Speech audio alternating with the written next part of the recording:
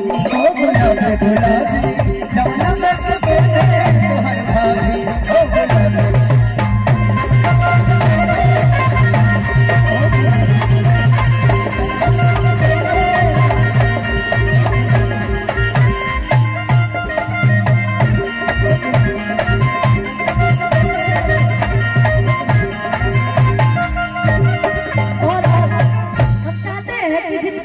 महिलाएं सभी लोग मंच पे आएंगे और मैं चाहती हूँ कि एक गाने रिकॉर्डिंग पर जब परिवार के लोग के साथ मैं परफॉर्म करूंगी सभी लोग डांस करेंगे यहाँ पे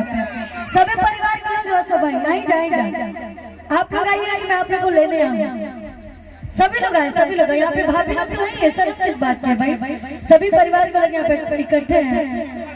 और हम चाहेंगे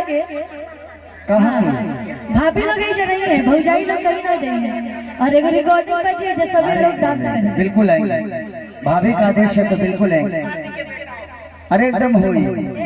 हमारा सुनो कहीं होई ना कौन होई ना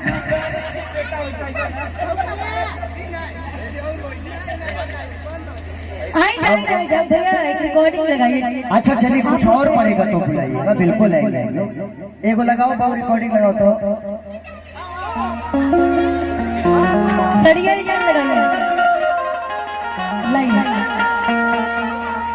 कि कौन देवता के गोहल सवारल हो